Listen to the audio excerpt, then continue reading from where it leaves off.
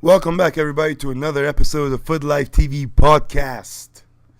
And there's been so much. The transfer window is closed. It is officially closed. And there's so much to cover on the transfer. Big names moving to big clubs.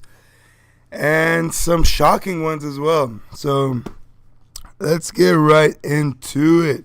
And very exciting matches as well. We're going to cover the matches, cover the transfer stuff, and just cover some basic news. So let's start with the Premier League as always.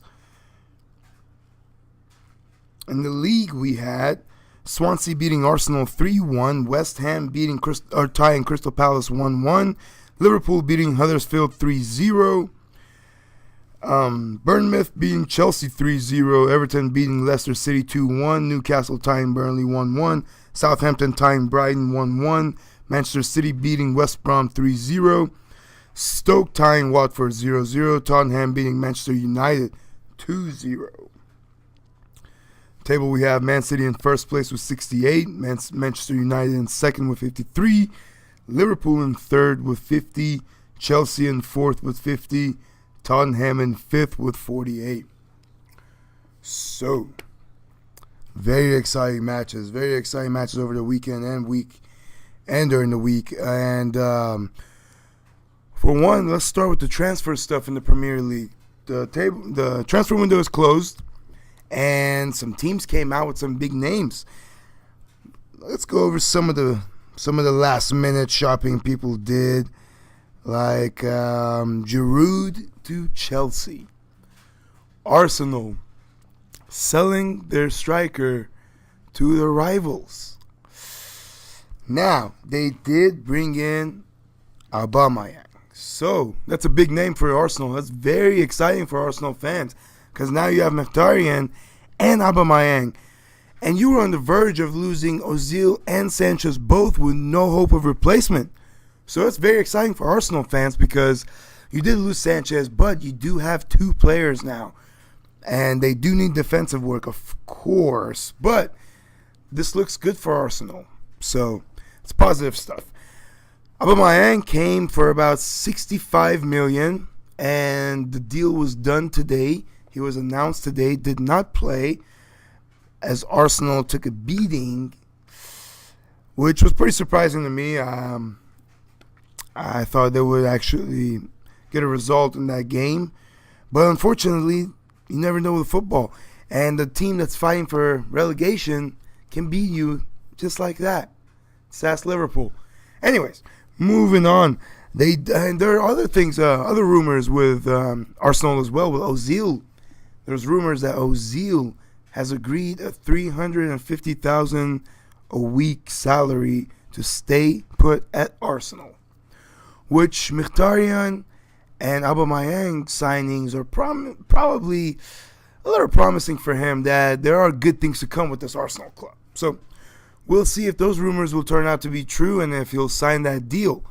If not, they'll be in more trouble to have to replace Ozil, which is their brain right now. So, again, I'm a big fan of Wilshere. I think Wilshere is a very good player as long as he's fit. It's really hard for him to stay fit, but when he is fit and ready to play, he's a fantastic player. But if Ozil does stay, that'll be really good news for Arsenal fans. Because if they do spend some money during the summer and bring in some defense, they'll be in good shape. So that'll be good for them. And Giroud to Chelsea. Giroud to Chelsea was very surprising. And Chelsea was looking for a big man up there, which, I mean, they do have Morata, who's kind of injured right now, but he'll be back soon. But the thing is, they're basically searching for another Morata. And I'm not sure how they're going to play it because I think Giroud left Arsenal to be able to start games. And I don't know if he'll be starting ahead of Morata unless Conte has a different plan of putting two big guys up there together, which I doubt. But it kind of makes you question the Giroud move that, I mean, is he moving for more playing time? Because, like I said, I don't know if he'll be playing ahead of Morata. So we'll see what happens with Giroud. But they're both super subs, I think, him and Morata. Both big guys. Pretty similar. Both big guys in the center. Both strikers. So we'll see how that turns out for Chelsea. and Giroud. But that's a big move. I mean, there was a lot of rumors that Giroud would end up at Dortmund because of the move, but no, he ended up going to Chelsea, and Chelsea ended up giving up their striker, Michi, to Dortmund. Gave him on loan, but had a little triangle thing going. I'll give them your striker, you give them their striker, and we take their player. It's a weird little triangle they had going on, but that's what happened. In the last minutes of the transfer windows, Giroud to Chelsea from Arsenal, Aubameyang to Arsenal from Dortmund, and Chelsea buying Giroud sells Michi, or loans out Michi to Dortmund. So, I guess everybody gets a striker there, huh? But, yeah, last minute shopping went well for a lot of teams. And let's see, Theo Walcott left Arsenal for Everton. He made his debut today, scored 2 goals. Brilliant performance by him. I guess he's showing what Arsenal is missing, but I never thought he was a bad player. I thought Theo was a good player. I don't think Wenger really brought that, that spark that was in there out of him ever. It's just a weird situation because he has the talent, he has the gift. But I don't know. I just don't know. But maybe we'll see it at Everton. I mean, he's brilliant start. So we'll see how it goes for him. And Chelsea, it's funny. Chelsea are rumored to be planning on a summer move for Cristiano Ronaldo. And with the latest rumors, they were after Crouch and then Andy Carroll and now Cristiano. You go from Crouch to Cristiano. Draw the line somewhere, Chelsea. I mean, where are you going with this? And they ended up getting Giroud. But there's still rumors that Ronaldo move might be possible. With Ronaldo wanting an exit and not too many teams are willing to get him, I mean, Chelsea could be a destination for him. I still think it will be PSG because I think there will be a swap deal plus cash deal with Neymar. That's my opinion. So let us know what you think. Anyways, moving on to some more transfer stuff in the Premier League. Mahrez was desperate for a move to Manchester City from Leicester City and could not make it happen. He even skipped training and tried to make a stand, but no help. Leicester City stood their ground. 60 million offer, they shut it down. They did not want to let him go for good reasons. I mean, you need to keep your player in there, and you need to, try to do something. Try to reach at least the top 4 if it's possible. Honestly, I think they should probably let him go. I mean, I don't think Leicester are going to make the top 4, and I think they're pretty safe in relegation. But you never know. If they do miss their key player and everything just goes completely to shit for them, they could be facing relegation. Because relegation, actually, the numbers aren't that far ahead. Like, West Brom is in last place with 23. Southampton is in 18th place with 23. And Bournemouth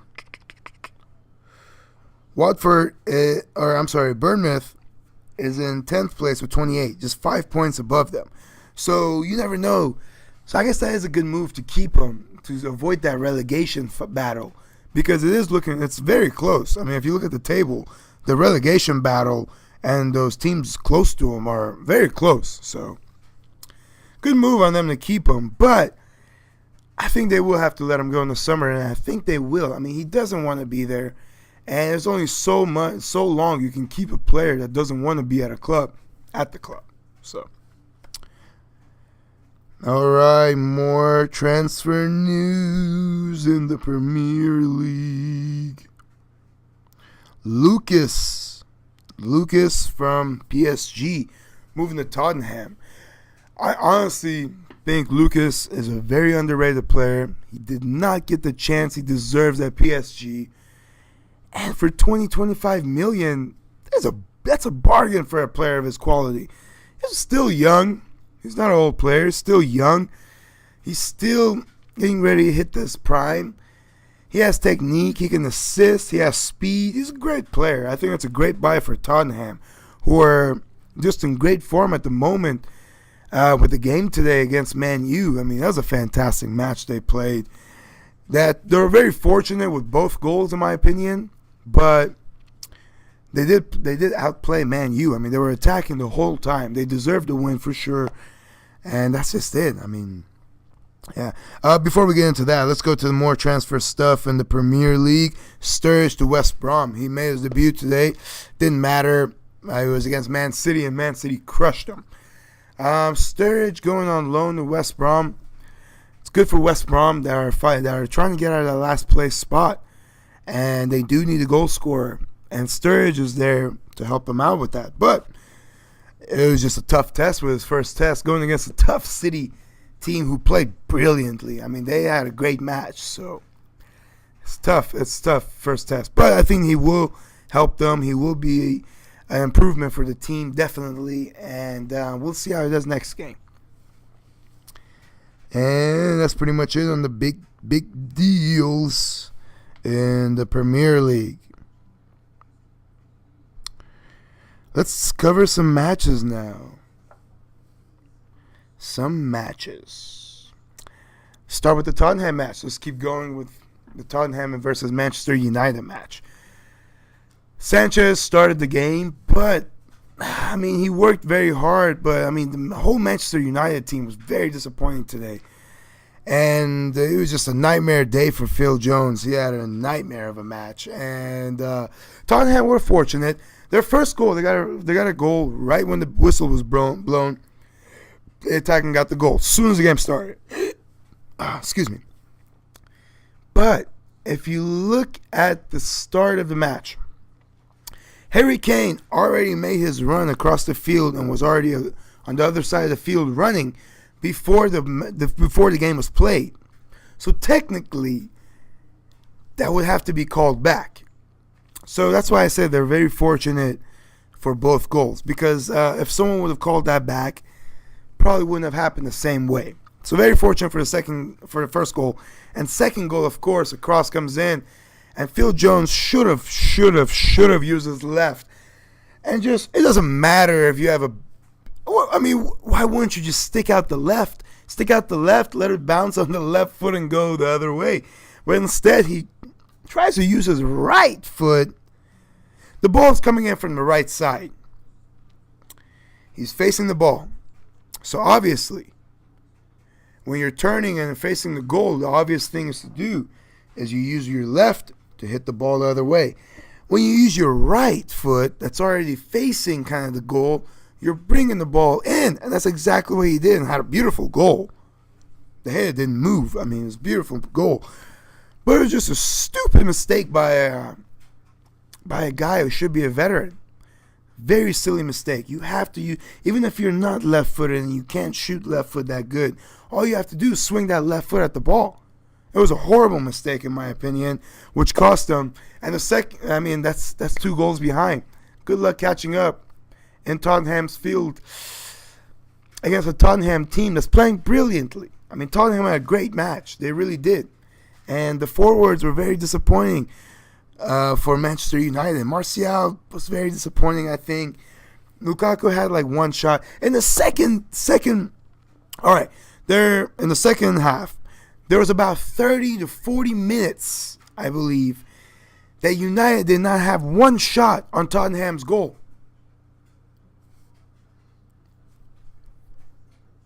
Martial, Lingard, Sanchez, Lukaku, Pogba.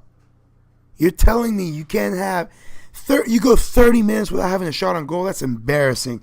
It was just not United's day. It really wasn't. And Tottenham came out to play brilliantly. I mean, Eriksen had a beautiful match. He really did. He was a big difference maker, in my opinion. Brilliant goal. And that's what happens. Moving on. There's a lot to cover. Moving on. Bournemouth beating Chelsea at Stamford Bridge 3-0. Wow. Good for Bournemouth. Terrible for Chelsea. I mean, that's completely embarrassing. what do you do? What do you do if you're Conte? I mean, now you have Giroud to help out. You have Emerson now. I forgot about Emerson. Excuse me. Emerson has moved from Roma to Chelsea. So you have a couple of players that can help out. But what do you do if you're Conte? I mean, your team is just in horrible form. And in a few weeks, you have a Champions League match against Barcelona, who are in fantastic form. What do you do there? I mean, you have to make some changes. You have to get the squad working together again. You have to, you have to get the energy back up. It just doesn't seem like Chelsea has the energy. I mean, getting beat 3-0 at home against Bournemouth is completely embarrassing. Nothing against Bournemouth, but that's completely pathetic for Chelsea. Last year they were champions. This year they're getting killed 3-0 at home against Bournemouth? What's going on here? What is Conte going to do to fix this? I don't know. I really don't know. I think Conte's beginning to have some problems with a few players, and it's not motivating the players to want to play. I think he's a very blunt coach. He tells it how it is. He doesn't hold back. He doesn't hide behind the bushes, but that can cost them because some players might not be as motivated anymore to play when you act like that to them. I mean, look at Diego Costa, how he reacted with Diego Costa. Diego didn't want to have anything to do with the team anymore. He knew. He was like, I just don't want to play there anymore. I know how it is. Like, why would I want to play for a guy like that? And they even actually tried to keep Diego Costa after that. Didn't work out. Did not work out. He ended up leaving anyway. But that's the thing. I mean, he has a harsh stand with players, and it ends up costing him at times. And I think maybe it's killing some confidence of some players at the moment.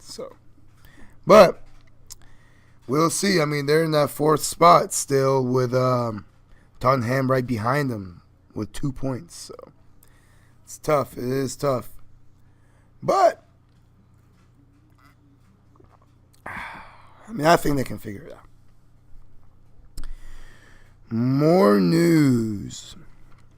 Oh, and let's get Man City against West Brom. Cruz, no problem. Let's cruise past them. Brilliant match, like I said. Sane was injured last match after a terrible tackle by Joe Bennett, who has apologized for the tackle. But it was a very dirty tackle, and Sane is going to be out for maybe up to 3 months with some ligament damage to the ankle, which is more bad news because, I mean, you're missing Jesus, you're missing Sane, you're missing Mendy, you're missing some key players to injuries, and asking for protection is just, I mean, it's only right that he does that. Pep does that. Pep Guardiola has been constantly urging refs to protect the players of Man City because they're all going down with injuries. And he should. I mean, David Silva is injured as well. That's another big thing for them. So it's just not good when you have key players and big players, important players, getting injured left and right. But didn't phase them one bit in today's game. I mean, they played brilliant. They really did. And they outclassed West Brom easily and cruised past. And they did fail to catch Mahrez, which I think they might end up landing him in the summertime, but we'll see. Let's see. That's pretty much it in the Premier League. Oh, Fellaini. Let's go back to the Tottenham Man U game. Fellaini came on as a sub, left as a sub. Got injured a few minutes right after he came in. I mean, he's been injured lately a lot, and I guess the injuries continue, which was horrible for them because they were forced to change up their sub, and it just wasn't good. It just wasn't a good day for Manchester United. It really wasn't. And there's no update to when Fellaini will be back yet. So that is pretty much it for the Premier League. Oh, one more thing. Speaking of Manchester United, one last thing. Zlatan Ibrahimovic. There's a lot of rumors with him and Galaxy having a deal already done. and ready to go, with Mourinho and Manchester United saying they will not hold him back of any move, that they are for the move, and they're there to help and not hold him back. So we'll see how that goes. But Ibrahimovic to Galaxy, it's very likely to happen with, his form and his injuries. He might need to, Premier League might be a little bit much for him at the moment, due to his age and his recent injuries. So we'll see. Either way, fantastic player, absolute legend. Let's get into some La Liga. La Liga. La Liga, we had over the weekend, Athletic Club tying Eibar 1-1, Deportivo tying Levante 2-2, Real Madrid beating Valencia 4-1, Malaga tying Girona 0-0, Villarreal beating Real Sociedad 4-2, Leganes beating Espanyol 3-2, Atletico Madrid beating Las Palmas 3-0, Sevilla tying Getafe 1-1, Barcelona beating Alaves 2-1, Celta Vigo beating Real Betis 3-2. Table, we have Barcelona in first place with 57, Atletico Madrid in second place with 46, Valencia in third with 40, Real Madrid in fourth with 38, Villarreal in fifth with 37. Well. Great matches over the weekend. Very exciting matches, actually. Valencia and Real Madrid. A lot of people thought Valencia would beat Real Madrid. Real Madrid played brilliantly. I mean, they were kind of fortunate to get 2 penalties to put them ahead and start the thing and started going. And then Valencia were just exhausted. Valencia didn't play bad, but that's what happens. And Real Madrid did not miss their chances. Valencia missed a lot of chances as well. Real didn't. That's the difference in football. A lot of times, both teams can play brilliantly, but one team puts away chances, the other team can't. There it is. But it was a great match, in my opinion. And the 2 penalties, Montoya, both horrible, stupid, very stupid mistakes by Montoya that cost both penalties. They were both penalties. And they were very stupid penalties. Very stupid challenges. Montoya should have never made those challenges that he did, and they cost him. It was a very silly mistake. It was not his day. He was just having a shit day all game. And it did not stop. It just kept going for him. But it was very silly mistakes. I mean, you could say he's young, but he's not as young as you think. He's in his mid almost later 20s. And it's like, when do you start figuring out when to make stupid challenges and when to not? I mean, it really is very silly challenges. So let's move on. It was very stupid. And cost them the game. I mean, obviously, you can't make silly mistakes against a team like Madrid. Sharks. Team full of sharks. So that's what happens. Cost them. That's what happens when you do that. And Barcelona against Alaves. Alaves made it very difficult for Barcelona. Barcelona were behind, and it did not look like they would come back for a while because Alaves played a brilliant game in shutting these players down. But goal from Suarez, and then a beautiful free kick by Lionel Messi, the magician, secured the win for Barcelona. But Alaves played brilliantly. They really did. But it's a 90-minute match, and it's hard to keep Suarez and Messi out of the goal for 90 minutes. Coutinho started the match. Didn't play as well, in my opinion. Didn't have that great of a match, but, he did play okay. He did play good. It wasn't like he had a horrible match, but it just wasn't what you would expect. But it was his first start in the match, so I think you got to give him some time. I think he needs a few more matches, some more training. It's still, all that pressure and all that stuff is still on him. So I think he'll adjust just fine. And I don't know. They started the game without Busquets, which is kind of that Paulinho playing instead of Busquets. Busquets is one of the most underrated players ever. I mean, this guy is, in my opinion, he's the best player in his position for sure. No doubt about it. You can argue Casemiro, who's doing brilliantly, who's played brilliantly in the past season or two, but Busquets is just, I don't know, he has it all in my opinion. He can pass, he can dribble, he can take the ball. He really is an underrated player. I really think so. But he didn't play, and I think that was one of the main things. I think Busquets playing that match would have made a difference as well.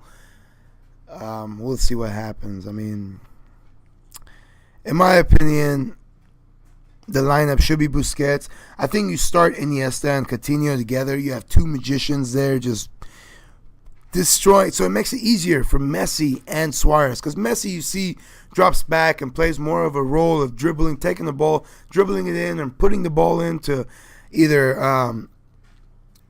Alba or Suarez. I think when you have Iniesta and Coutinho, you have two players of similar kind, and they're both attack-minded. They can both help that forward a lot, make brilliant passes, which will make it easier for Suarez and Messi to be up there more and just finishing stuff. In my opinion, I think so. And you know, you can bring in Rakitic as a sub if things aren't going your way, and then Paulinho you have Paulinho as an option as well, but anyways, and Atletico Madrid, they're right behind Barca. I mean, they're not making things easy for Barcelona. I mean, Barcelona does have 11-point gap between them, but if Atletico keeps up the winning run, and Barcelona, I mean, in the past couple of games, they've had to come back from behind, and it's been pretty tough. So if they do slip any points, Atletico Madrid are going to just keep on trailing right behind them. So Atletico is doing great, but I think Barcelona's got the season in the bag. Not much more. Bartra made his return from Dortmund to Real Betis.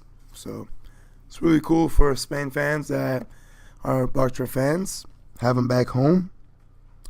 That's pretty much it. And La Liga, not too much going on. One more thing before we go. Laporte left Sevilla for Manchester City for big money. They triggered his clause, and there was nothing else to be said. There was a no-brainer. He joined, and he joined today. They made an announcement today, and he also started today as well. And he played brilliantly. For his debut. So that was a good buy, in my opinion. A young player, 56 million, I think they spent on him, and it's a bargain for a player that's that young, and that's good. So great deal for them, and big loss for Sevilla for sure. Or I'm sorry, not Sevilla, Athletic Bilbao. I don't know what I'm thinking. Athletic Bilbao. So we'll see what they'll do to cover for him, because he is a big loss in my opinion, especially for the future of Athletic Bilbao. But moving on, let's get into some Serie A. In Serie A, we had last matches. We had Atalanta beating Sassuolo 3-0. Juventus beating Chievo Verona 2-0. Spal tying Inter 1-1. Udinese beating Genoa 1-0. Hellas Verona beating Fiorentina 4-1. Crotone tying Cagliari 1-1. Napoli beating Bologna 3-1. Torino beating Benevento 3-0. AC Milan beating Lazio 2-1. Sampdoria beating Roma 1-0. Table, we have Napoli in first place with 57. Juventus in second with 56. Lazio in third with 46. Inter in fourth with 44. And Roma in fifth with 41. Napoli and Juventus. It's a battle between them. Inter pissed away their chance. No chance anymore. Roma has no chance anymore. It's between these two. Juventus and Napoli. They're battling every match, every week for the wins to stay ahead of each other. Or Napoli to stay ahead of Juventus, and Juventus just keep that trail on Napoli. 1 point behind. One mistake can do it. So Serie A is very exciting because of that right now. I mean, Napoli is in first place. They're in position to win it, but they have to keep up the wins. One slip and Juventus will be at their throats. Juventus is a team that's favored to win every single year, everything in Italy. So Napoli, they cannot slip up. They cannot slip up. They have to keep this pressure. They have to keep the winning streak going, and they have to keep focused. They cannot lose focus. But they're in great position, so it's great for them. And some news for Roma, actually. Emerson left to Chelsea. They lost a player, and they lost the game as well. So it's not really looking good for Roma. And it's not looking good for Inter either. I mean, Inter haven't won a game in some weeks now. They were playing very well. Icardi was on fire. They're all on fire. Very great games. And then they just crashed. And they continue to do so with the tie today. Or the tie last game. So doesn't look any better for them. Not too much going on in Italy. That's pretty much all that's going on in the Serie A. Real Sociedad did buy Moreno from Roma as well. So Roma lost another player, and I mean, they almost lost Dzeko.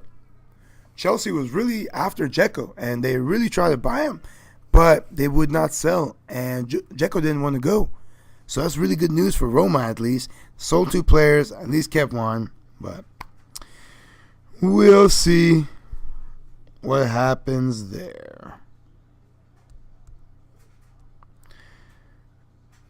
And yeah, that's pretty much it. Not too much going on in the Serie A. Just the big fact that there were some loan moves, and Roma did bring in Silva to replace Emerson. So I guess they did bring in something now, but he's on a loan move. It's not a permanent thing. And you never know. And the thing is, I mean, there's not much going on in the Serie A right now besides Napoli and Juventus. There are some players leaving Serie A, but not as much coming in. Pastore was supposed to go to Inter, but last day the agent said, nope, it's not a deal. We're not going. And that was final. So it's pretty slow in the Serie A. But still, very exciting matches, especially Juventus and Napoli. Don't miss their matches. I mean, they're fighting for that top spot. And it'll be a beautiful thing if Napoli can win it because, I mean, Juventus has been winning it so much lately. It'll be a nice change if someone else does. So we'll see what happens there. But like I said, nothing more really to discuss in the Serie A. Let's get into some League One. League One, we had over the last matches in League One. We had Dijon beating Rennes 2-1. PSG beating Montpellier 4-0. Angers beating Amiens 1-0. Nantes beating Guingamp 3-0. Metz beating Nice 2-1. Saint-Etienne beating Caen 2-1. Toulouse beating Troyes 1-0. Lille beating Strasbourg 2-1. Bordeaux beating Lyon 3-1. Marseille tying Monaco 2-2. Table, we have PSG in first place, of course, with 59. Lyon in second place with 48. Marseille in third place with 48. Monaco in fourth place with 47. Nantes in fifth place with 37. Nothing more to say about there. PSG is done with the title already. I mean, they had some slip-ups in the leagues and in the cup matches and in the league without Neymar. Neymar is back, played brilliantly, and very convincing win. And, I mean, not much going on really in League One, honestly. It's pretty much a done deal. Pastore was supposed to leave PSG that didn't go. Lucas left PSG, went to Tottenham, which Neymar was not really happy about. They were Brazilians, they were friends as well, and I'm sure he didn't like seeing his friend go. So,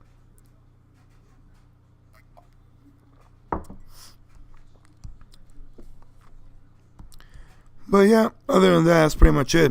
Neymar's playing beautiful, and PSG's back to their winning ways and killing it. Let's move on to some Bundesliga. Last but not least, matches we had.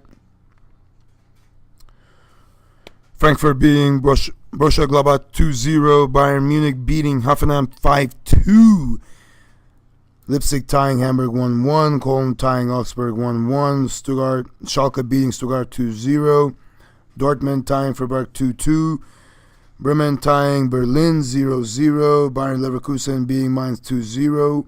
Wolfsburg beating Hannover 1-0. Table. Bayern in first, 50. Bayern Leverkusen second with 34. Schalke in third with 34. Leipzig in fifth with 32. Frankfurt in fourth with 33. Leipzig in fifth with 32. But from like 5th to 10th, they're all very close. To 11th, really. They're all very close. So any game can determine that as well for that Champions League spot. League's done. Bayern's won it, and that's it. Big news is Aubameyang leaving Dortmund. Very sad day for Dortmund fans, but it was a move that was bound to happen. All the problems he's had with the club, all this little punishments the club keep putting on him, putting him out because he's late to training and stuff. He doesn't want to stay. They want him to stay, but they still want to set an example, and it cost him. I mean, he was bound to leave. There's no way he was going to stay there. And he did. He left for Arsenal. He's very excited to play for Arsenal. And he's back with his old Dortmund pal, Mkhitaryan, at Arsenal. So that's the big news there. And Giroud was supposed to actually go there, but ended up not happening. Giroud did not want to go there. He ended up favoring a move to Chelsea instead, and that got done. And Bayern's new signing, Sandro Wagner, suffers ankle injury in training. So he's going to be out for a little while. No telling what the return date is yet for him. But it's a new signing for them. And I'm sure everyone's excited to see him play for the rest of the season. But unfortunately, you'll have to wait to see his performances. There's really not much more to say. Dortmund, though, back to Dortmund. They did secure the loan move of Michi from Chelsea. Young, promising player who has been scoring goals lately as well. He's in good form. I think he'll fit well with that team. I mean, they do need a replacement for sure for Aubameyang, who's going to be a big loss, who is a big loss for the club. But Michi should do until they figure something out on a permanent basis. I don't think Chelsea would get rid of him on a permanent basis because he's a young player and he's promising, and they can hold out for big money for him eventually, or he can just fit the system eventually. So we'll see what happens. All right, that's pretty much everything that's going on in the football world so far and the matches that we covered. If you haven't subscribed, do so on YouTube and on iTunes. Check us out on iTunes, SoundCloud, and YouTube at Futlife TV. And follow us on our social media, Futlife TV on Instagram and Facebook, and Futlife TV 1 at Twitter. And we will do some giveaways again soon. And we will get back to doing some segments like the match of the week, the dive of the week, and the keeping up with the legends segments. They will be back next episode. This episode, we just wanted to cover everything that was going on in the football world. A lot of pretty big name transfers. So I was excited to cover all of them. So that's pretty much it. Thank you all for joining us, and we will see you next time with more news and more stuff.